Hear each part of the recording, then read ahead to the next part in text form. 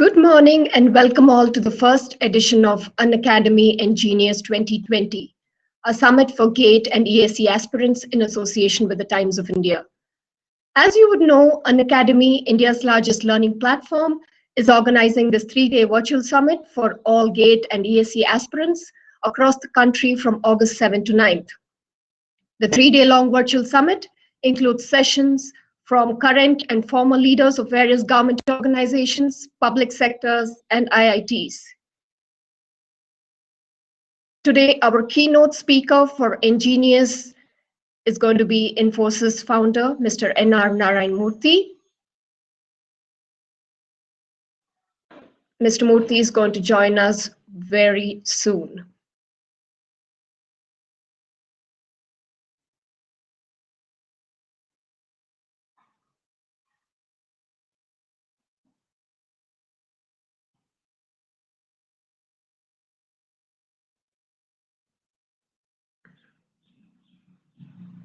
Please log into the three-day-long virtual summit that includes session from the former and the current leaders of various government organizations, public sector units, and IITs.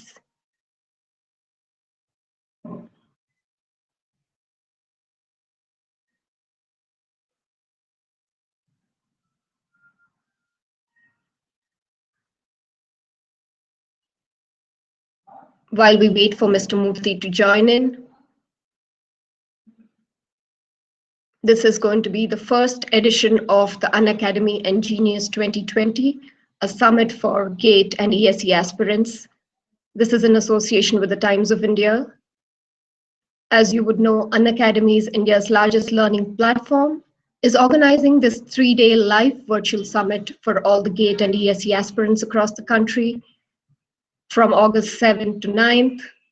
This is going to be a three-day-long virtual summit that will include sessions from various leaders and stakeholders across the world. Welcome, Mr. Murthy. It's good to meet you virtually. Today, I'm honored to have the privilege to introduce our keynote speaker, Mr. Narayana Murthy. He needs no introduction.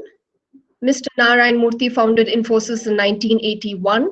Infosys today is a highly innovative software services global company listed on the NYSE in the US and the Bombay Stock Exchange in Mumbai. It has over $12 billion in revenue and about $53 billion in market capitalization. Mr. Murthy conceptualized, articulated, and implemented the global delivery model, which has become the backbone of the Indian software industry. GDM is based on collaborative distributed software development principles and has resulted in delivery of superior quality software to the global customers delivered on time and within budget. Mr. Murthy also introduced the concept of 24-hour workday to the world. Currently, Mr. Murthy serves on the boards of the Institute of Advanced Study at Princeton, New Jersey, and the United Nations Foundation. He has served on the boards of the Ford Foundation in New York, HSBC, and Unilever in London.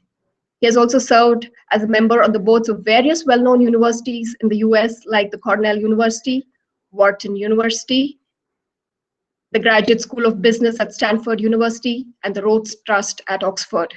He was the chairman of the Indian Institute of Management, Ahmedabad, and the Public Health Foundation in India. His wife, Sudha, is a well-known author. They have 2 children. Welcome, Mr. Murthy. Welcome to the first edition of EnGenius for GATE and ESE aspirants. Without much ado, it's over to you, Mr. Murthy. Well, thank you very much for this opportunity to the youngsters. I'm always very excited to speak to youngsters because that is the most important asset that this country has. And we have to make sure that this asset becomes more and more and more valuable. Now, your current initiative is one such initiative. Therefore, to be part of this initiative is a privilege. Now, I have been asked to speak about some of the lessons that I learned from my parents, my teachers, and my bosses. I'll try and talk about these lessons because it is these lessons that help me to become a better and more productive human being than what I was when I was. Let me talk a little bit about my family first. Father was a high school teacher most of his life. He had obtained his Bachelor of Science degree and Bachelor of Training, now called BA degree, from the University of Mysore. Mother was just a middle school educated woman who came from a village in Karnataka.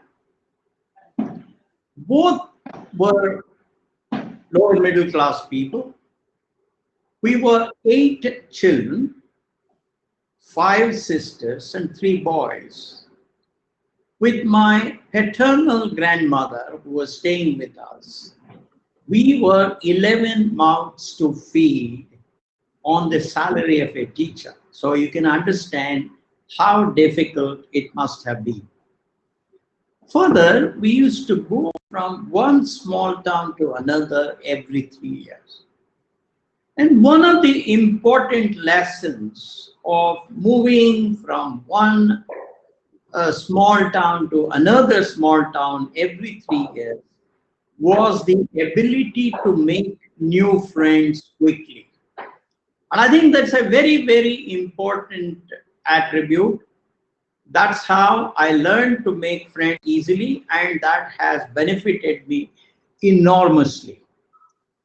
Now, what did I learn from my father? He taught us the importance of having a timetable to study at home. I remember I was in the 9th grade and I did not do that well in history. History was not a subject that I loved or that I liked much.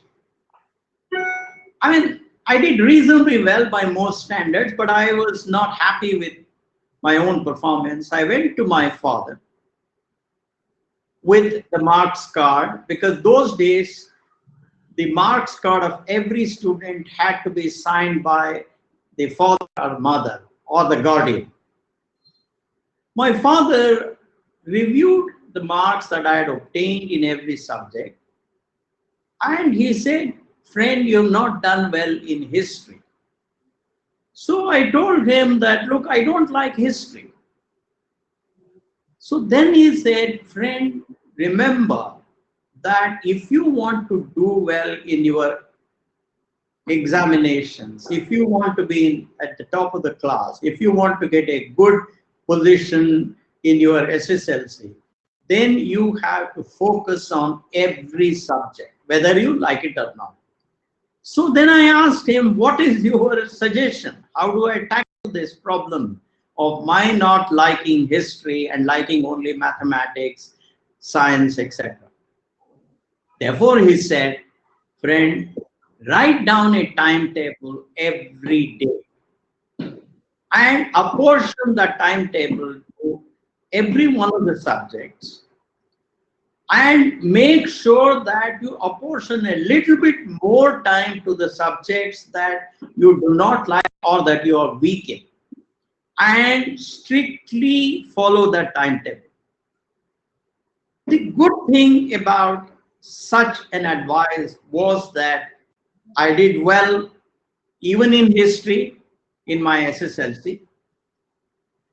The second lesson that he taught me was the importance of aiming higher and higher and having high aspirations. I remember I got the 4th rank for the state of Karnataka in my SSLC. Those days, about 105,000 children took the SSLC examination, and I was declared the 4th in the state. So I went to my father and told him I had got the 4th rank. He didn't say much positive thing, but he only asked the question, what happened to your other 3 ranks? I was a little bit upset. I went to my mother and told her, I said, how could father say this? Then she said, no, no, no, no. You see, in our culture, parents are not supposed to appreciate the children. Those days, it was like that. You know, somehow the culture was that you don't appreciate your children in front of others or in front of them, because they all believe that it would go to their head and they would not perform. So therefore, this is his way of encouraging. So I studied harder and I obtained the 3rd rank for the university in my pre-university course. Those days there were only 2 universities in Karnataka, Mysore University and Karnataka University. And probably about 30,000 students took the pre-university exam. I was declared the 3rd. This time I didn't go to him. He himself came and he said, you know, I'm very happy that you took my advice well, that you are to work harder and harder, and you have improved one, but remember that there are 2 more positions for you. So therefore, he taught me the importance of aiming at the global best. He taught me the importance of aiming for the best stuff and then working harder and harder. The 3rd thing that I learned from my father was the importance of English language. He told us, his children, all the 8 children, that English is the most powerful channel to the world's knowledge. And if we want to succeed in life, we have to become good in English. Therefore, what he did was, he spoke to us in English, he spoke to his children in English, mother spoke to her children in Kannada. So therefore, the children learned both English and mother tongue. In fact, my wife and I did the same thing for our children, Akshita and Rohan. Now, he also introduced us to the habit of reading classics every Sunday for 2 hours. Between 9 a.m. and 11 a.m., we would all be made to sit on the floor in our house and read classics like Shakespeare, Wordsworth, Alexander Dumas, Samuel Johnson, etc. And he would go from one kid to the next and ask, did you understand this? He would ask 1 or 2 questions and then help us. And he would also ask us, what new words did you learn? What new idioms did you learn? Etc. etc. I think that was very, very helpful. I want every one of you to learn that there is no hope for you if you do not learn English well. My father also taught me the importance of teamwork. Now, how did he teach me and other children the importance of teamwork? He taught us through the appreciation for Western classical music. We did not have a radio at home, we were poor. So therefore, what he would do was, he would take us, 4 or 5 of our children, to his friend's house. Those days, All India Radio used to play Western classical music between 10 a.m. and 11 a.m. every Sunday. He would make us sit and listen to the radio in his friend's house. And he would, from time to time comment on how important it is for maestros in piano, in cello, viola, violin, etc., etc., to come together and work as a unified team under the direction of the conductor to produce something that is divine. He said, therefore, what you can learn from Western classical music is you can learn teamwork. Unfortunately, in India, it is jugalbandi. I have to prove smarter than you. The tabla fellow has to prove smarter than the veena person. The veena person has to prove smarter than the flute fellow, etc., etc. So I want every one of you to please remember to have some appreciation for Western classical music, because Western classical music teaches you to appreciate teamwork. Now, what did I learn from my mother? She taught us that happiness comes from giving and sacrifice. You know, my father had lots of friends. He would bring them to our place without telling my mother for dinner. And you see, we were 11 mouths. So mother always made sure that there was about 20% extra food, because one child or another may eat a little bit more each day. However, when you bring 3 unannounced guests, that was a little bit difficult, because poor woman, she used to cook on a wood stove, and by the time food was ready, it was 9 p.m. No, so we would very happily, smilingly serve all the guests, and she would go hungry.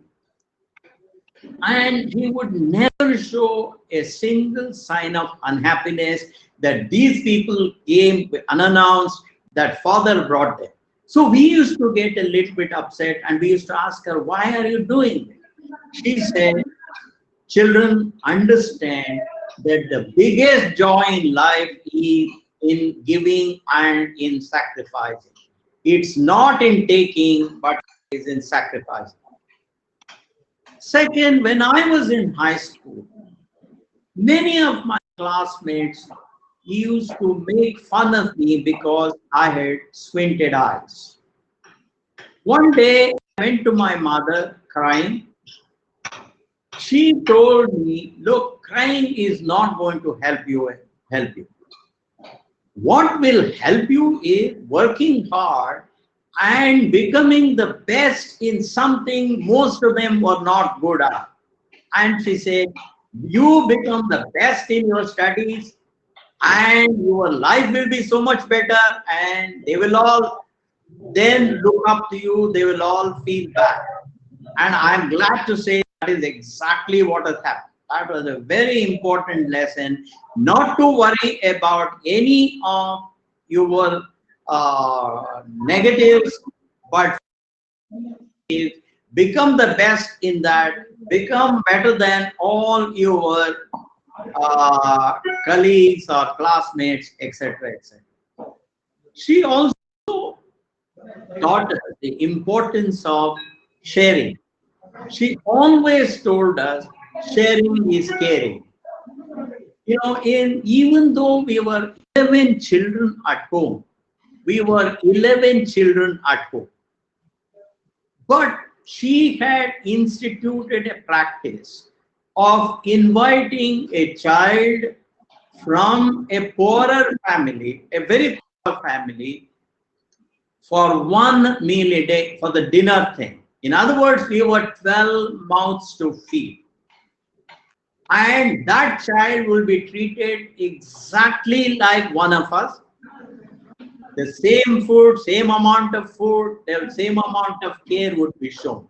Now that, I don't know how many of you are from Karnataka, that scheme is called, that practice is called Varanna. That means once a week, you invite a child from a poorer family for a meal with you. Therefore, she used to invite nine children for 9 meals. That is 7 dinners and then 2 lunches on Saturdays and Sundays.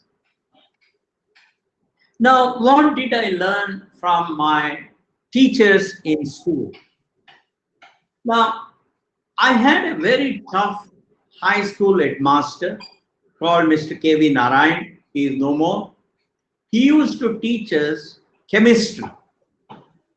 Now, I used to sit in the front bench, and one day he was conducting an experiment which required common salt, that is sodium chloride.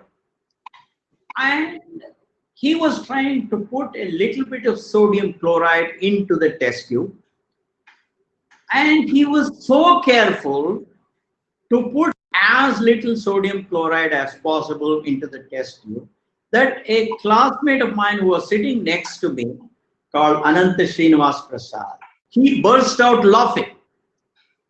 Mr. K.V. Narayan, our teacher, stopped his experiment. He came to our bench and then he asked my friend, "Young man, why did you laugh? What was so funny about what I was doing?" You see, children are generally more honest than elders. So this young man said, "Sir, you were extremely stingy with common salt, which is so cheap." And then Mr. K.V. Narayan said something which has stuck in my mind even after 60 and odd years. And that shaped how I ran Infosys. And he said, "Young man, remember that this common salt belongs to this school.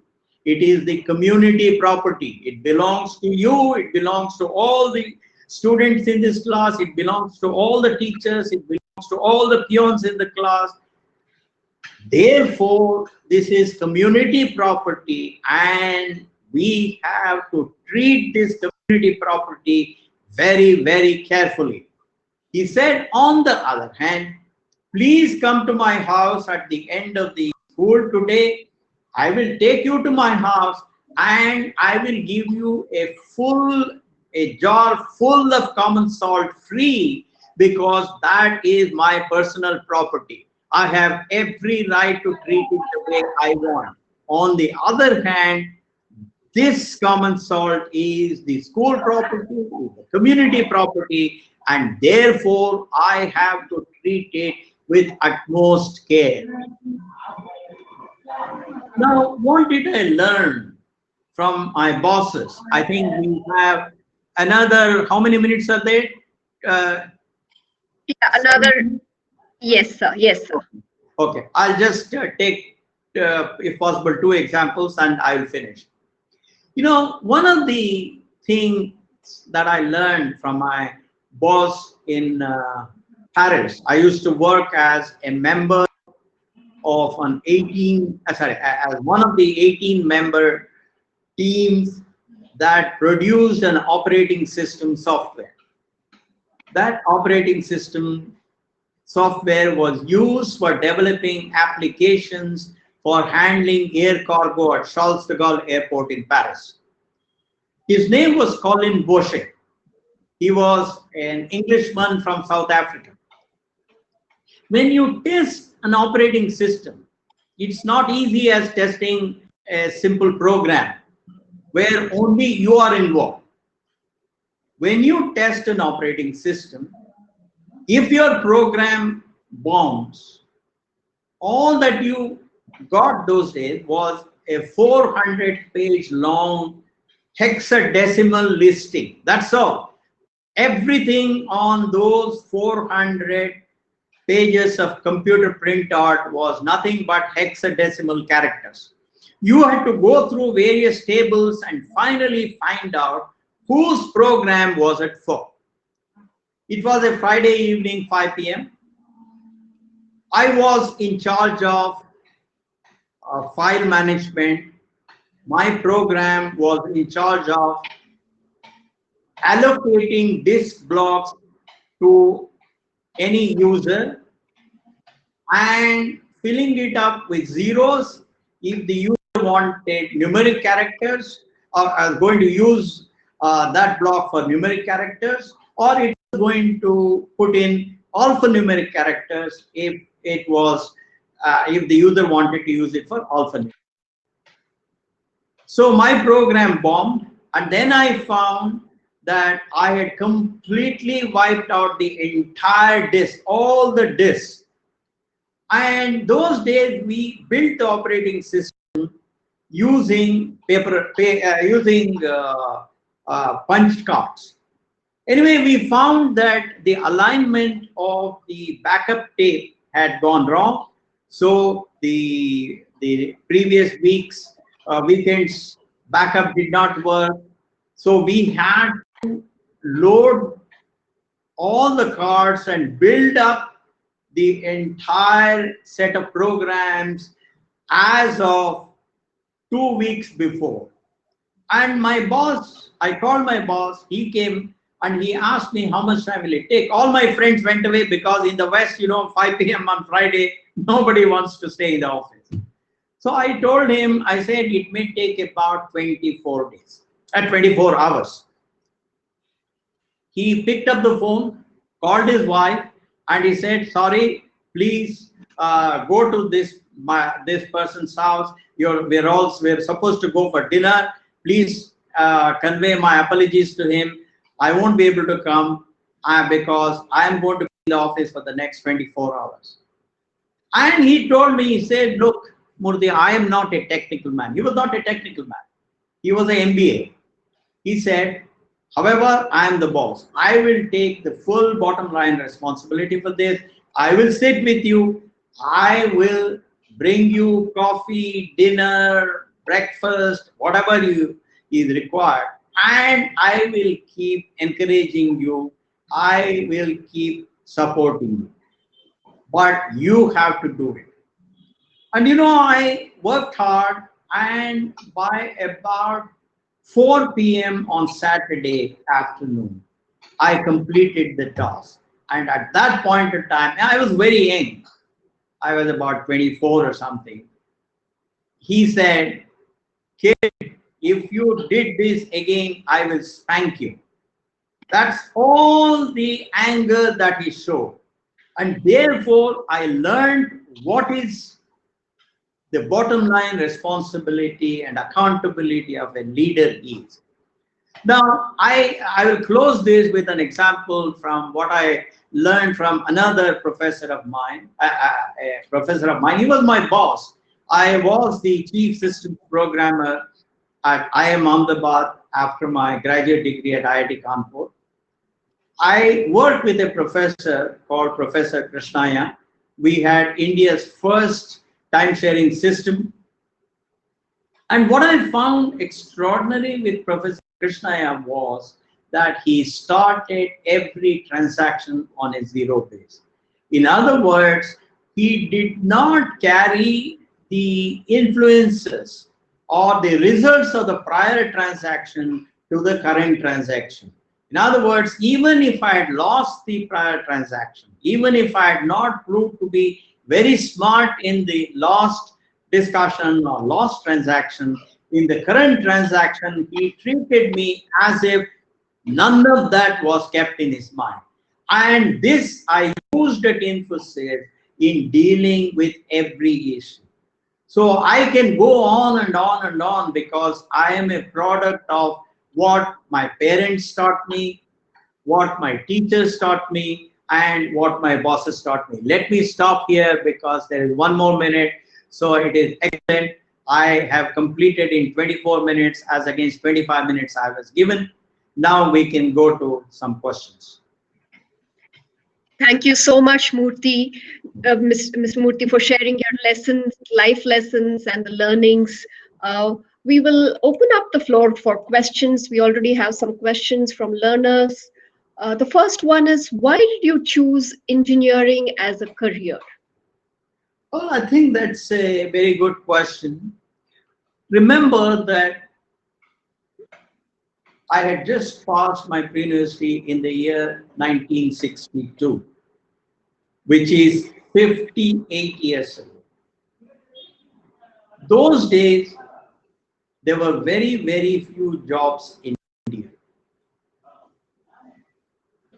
Therefore, every parent was concerned about their children getting a job that could satisfy their livelihood, their family aspirations, etc., etc. Now, there were two major professions that offered reasonably good jobs. One was becoming an engineer, our second was becoming a doctor, and of course there was a third one which was becoming a civil servant by passing IAS. But I'm not interested in IAS. Several of my friends went to IAS, but I was not interested. And I was not very, being a vegetarian and all of that, I was not very comfortable with seeing blood and cutting and all of that. So my father knew that, my mother knew that. So they encouraged me to choose engineering. I had got admission both in for medical degree and for engineering degree. But I finally chose engineering degree because it gave me it enhanced the probability of my getting a job, and it also promised a fulfilling career. Thank you, Mr. Murthy. We have the next question from NIE to IIT to Infosys. What made you the person that you are today? Well, as I said, we are all products of our culture. What is culture? Culture is what makes you happy, what makes you sad, how you treat strangers, what values you have, how disciplined you are, how high your aspiration is, how you are able to treat strangers, and how you spend your time, what kind of books you read, etc., etc. So I would say that I am a product of what my parents taught me, what my teachers, primarily secondary school teachers, except as I pointed out, Professor Krishnaya, I am Ahmedabad.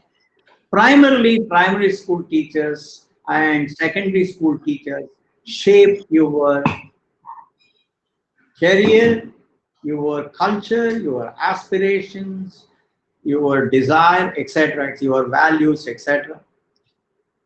And then your bosses. You're always observing your boss very, very carefully. And whatever he or she does is what becomes gospel to you. And then finally, there is one important ingredient, and that is you need competence, you need values, and you need chance. That is, competence, character, and chance are the three things that help you build up your career. Competence is absolutely necessary because unless you are able to do your job better than your colleagues, you won't get quick promotions, you won't become outstanding, people won't notice you if you didn't do well. So therefore, competence is absolutely important. Second is character. People are always observing you as to how you behave in difficult situations, what kind of sacrifices you do, whether you lead by example, whether you are a fair person, whether you can build a team, whether you work hard, etc., etc. whether you are transparent, whether you are honest, all of that. So therefore, if you want to go higher and higher and higher in the corporate hierarchy, while competence is absolutely necessary, that's not a sufficient condition. And that sufficiency comes from your character. And finally, we are all the result of chance and luck. You know, Louis Pasteur once said, chance favors the prepared mind. That means you can't say, I'm waiting for chance, I'm waiting for luck to create my career. You have to prepare yourself. You have to work hard. You have to get all the qualities that are required to get to that position. And then, if you are lucky, if God smiles on you, then you will get that opportunity. In fact, I think it was Emily Zola or somebody who said, if God is shy to announce his presence, he comes in the form of chance. You know, let me give you one simple example. This is somewhat of in a lighter way.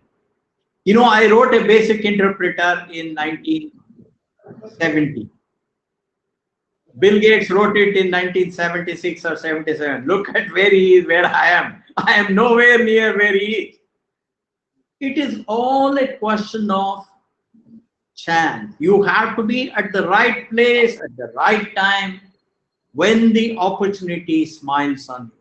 So therefore, that is the reason why we must all be humble. We must all have faith in God, because faith in God gives you hope. And hope is the fuel which helps us handle tough situations. So therefore, I would say competence, character, and chance were the three things that helped me get to wherever I am today, whatever little I have done. Thank you, sir. The next question is, what will be the role of engineers in shaping India's future? Well, I do believe that engineers are builders, they are constructors, they bring new technology into existence. After all, as you people know, technology is all about reducing cost, making life more comfortable, providing more leisure, making the life of the poor better and better. Because who needs cheaper cost? Who needs more leisure than the poor? So therefore, I would say that engineers have an extremely important role, because they are going to build modern India. They are going to lay the foundation for making India a strong country. Whether they are civil engineers or electrical engineers or electronic engineers or chemical engineers or metallurgical engineers or mechanical engineers, whatever, it doesn't matter. Engineering is all about architecting, designing and building technology that will make the life of people better and better and better. So I do believe that engineers will have a big role in building India. But this current practice of everybody and his brother becoming a programmer, I think that is not a good thing. I am not in favor. We need to build bridges. We need to construct factories. We need to build power plants. We need to build nuclear plants. We need to build ships. We need to build airplanes. So our engineers should not all run to becoming programmers. I think that is the wrong thing. They have to follow what brings them joy, what they enjoy, and the country needs all kinds of engineers. Yeah. Thank you, sir. The next question is, while you were building Infosys, you must have tackled many challenges. Did you feel like giving up at any point and settling for a job instead of being an entrepreneur? Well, the good thing about the Infosys founders is that they were high in aspiration, they were confident, they were hardworking, they had good values, but we had very little money. For the first 13 years or so, none of us had a car. All of us lived in rented houses. So therefore, there was a little bit of dissatisfaction amongst at least some of the wives, spouses. We had an opportunity for selling the company for just $1 million in 1990. I assembled all my people. There were 2 or 3 of my colleagues who were in the US, and the remaining 3 were in India. My style was first to listen to all of them and then say what I felt. Everybody finally agreed to sell the company. But when it was my turn, I said, no, I have gotten adjusted to making these sacrifices. I'm enjoying every minute. I lead a very simple life. My wife believes in simplicity. So therefore, I have no need for extra money. And this was my dream when I left Paris, hitchhiked, and came to India, because I wanted to be an entrepreneur. So I'm not going to give up at this stage. I want to continue. If you people want, I will buy you people out. They were all surprised because they knew I had no money. Then slowly, one by one, they came to my side. And I said, from now onwards, we will not talk about giving up anytime. We will be only positive. Let me give you some simple example of how that decision has benefited us. As against $1 million, today the company is worth 53 billion, which is 53,000 million. In other words, 1 rupee that day has become 53,000 rupees. So therefore, there are whatever 7 billionaires in the company, 6 billionaires, one of them left. So I think while we had that option, while some of us wanted to give up, God gave us the wisdom not to take that decision, and the rest is history. Thank you, sir. In an environment where marks matter more than knowledge, how should an engineer focus on building conceptual understanding? No, what my father and my teachers always said was that whenever you study, you understand the theory behind it, you understand the principles behind it, and you apply it to other situations. Getting marks is only applying that knowledge rather than learning by heart. Learning by heart, learning by rote has absolutely no value. None of the people who get high marks by by the method of learning by rote will go high in life. Only those who actually learn the principles behind it, the theory behind it, the foundation behind it, these are the people that will go to innovate and create newer and newer things. They will get more and more respect. They can become very good entrepreneurs.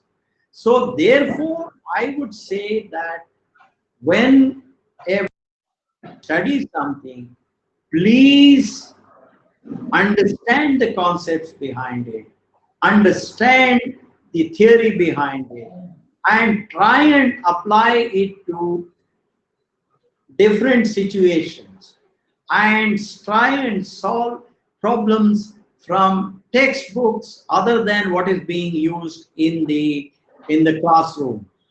You know, I don't know how many of you have opportunity of studying abroad. One thing I found about undergraduate studies abroad, particularly in the US, UK, is that whatever problems they gave in the examination, you cannot solve by rote learning. You have to think, and everything is about an applied situation. So tomorrow you have to compete with such engineers all over the world, and your high marks will have zero value, absolutely zero value. You will all be disappointed. You will be at the bottom of the totem pole in competition with those guys. So please try and build conceptual understanding, understand the foundations, understand the theory. I think we have 3 minutes now. We have finished 3 minutes ahead of our thing. I think this is the last question, right? We have one more question, sir. People say that the intellectual elites of India are now in the Silicon Valley. What are your views on this? Well, I've always believed that a small section of Indians, of smart Indians, should leave the country, go abroad, conduct themselves as model and productive citizens of those societies, and raise the image of India. That's how India's image will go up on the global stage. So I am not against a small percentage of Indians going abroad. Now, if our youngsters find that those people who go abroad are the ones who are actually solving major problems, it is simply because they are surrounded by people whose education system has always taught them independent thinking. It has taught them problem recognition, problem definition. Unfortunately, right from our primary school, our education system is rotten and it has become learning by rote. And I hope the new education policy that was unveiled by by Dr. Kasturi Rangan and Dr. Manjul Bhargav will set this right. But the reality of India is our youngsters are made to think that getting marks is important. Marks are not important. Understanding how nature works, by using the theory of science and mathematics, and applying that theory to new problems that we see around us, and solving the basic problems of our society, like clean water, clean air, better nutrition, better healthcare, etc. These are the ones that will make our country a better place. Unfortunately, yes, US and UK education, Australia education is far ahead of India, far ahead of India. And therefore, some of you who will become teachers will have to use the new education policy to make Indian youngsters to become intellectual elites that solve problems in Silicon Valley today. We have to become like that. That's what I would say.